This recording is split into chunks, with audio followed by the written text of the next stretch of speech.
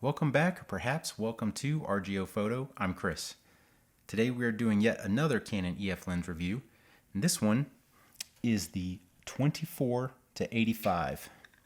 It is f3.5 to f4. Now, up until this point, everything we've tested starts at 28 millimeters.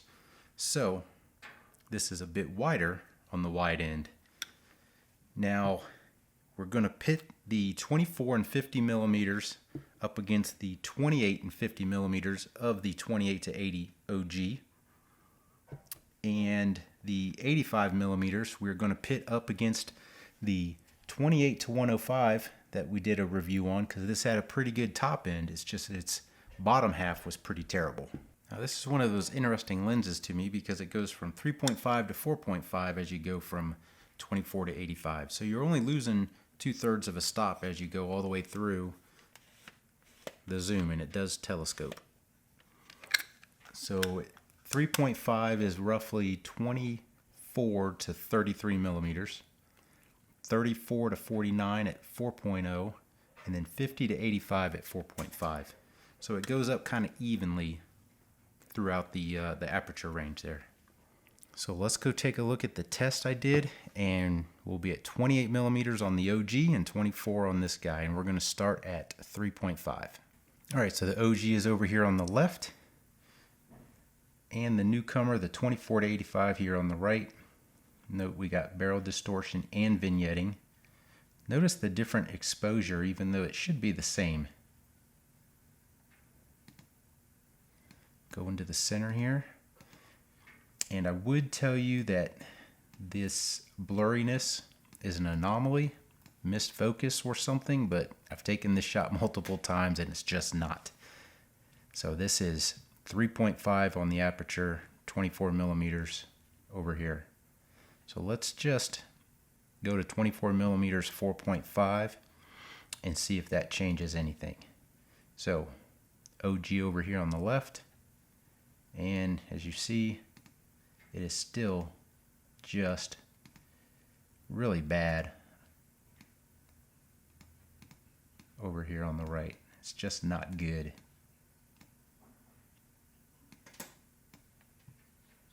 So 24 millimeters, we'll check a corner, but it's really bad. Real bad, you see that? So 24 millimeters, both apertures, 3.5 and 4.5, go to the OG. All right, 50 millimeters, 4.5 on the aperture, because both of them change by 50 millimeters. So OG here on the left, let's go into that center. And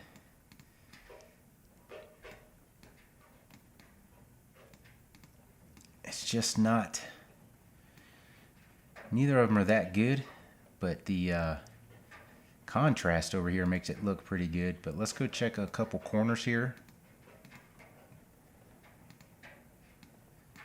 I think the OG is sharper a little bit. This is a good corner for the OG, the bottom left. But I do believe this is a pretty good corner for the newcomer. It's just, that's its best corner, because if we go check out over here, that's ugly over there. So, not that the OG is great, but it's a lot better than the 24 to 85. So let's try the right center. Yeah, 50 mils 4.5, 50 millimeters 4.5. Definitely goes to the OG. So let's go to 50 millimeters 5.6. And OG still on the left. Check that out. I think we're much closer. But I do think the OG is potentially sharper in the middle. Let's go check out that wording.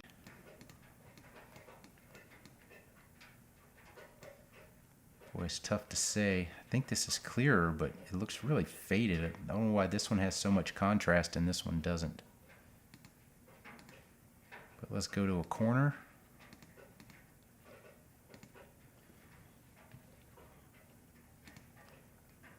Playing that game already.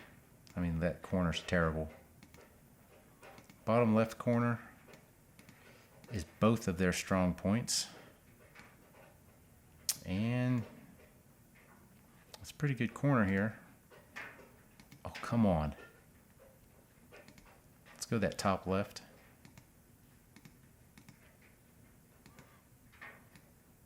It's a pretty close corner.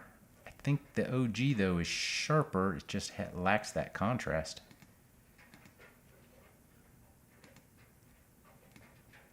That one's just terrible. How is that bottom right? This one's better. It's not great. It's not good, but it's better than this. So 50 millimeters also belongs to the OG. All right, so we're at 85 millimeters, and now the left is the 28-105 2 USM. So it is also a 3.5 to 4.5 variable aperture lens. So these are both at 4.5, 85 millimeters. So let's go into the center here.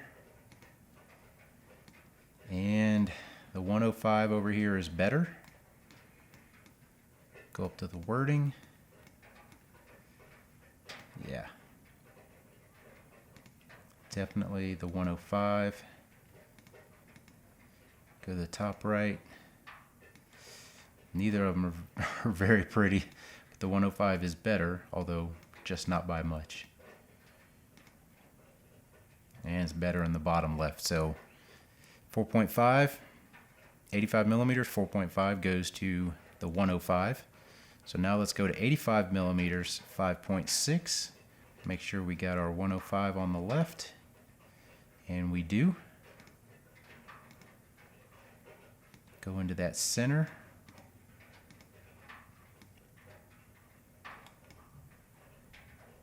This is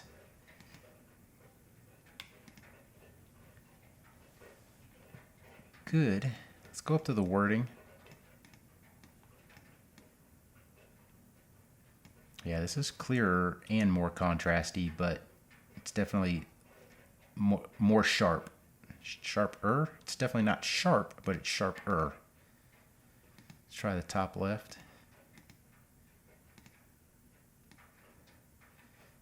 Closer, but definitely sharper on the 105.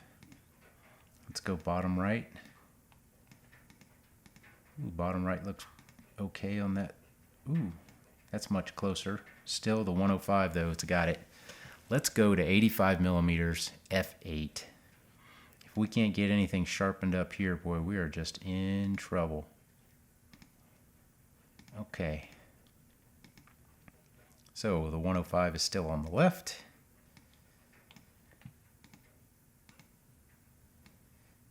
And that's pretty close in the middle. Let's go to that wording. Ooh, that's not close. That's not close at all. Now my focus point is on the wild card. That's where the focus point is. And I try to get the focus box to be covering up some of the white, some of the black, and or white in the wild card, so it has something to look at contrast wise. But here at 85 millimeters, the 105 is just better.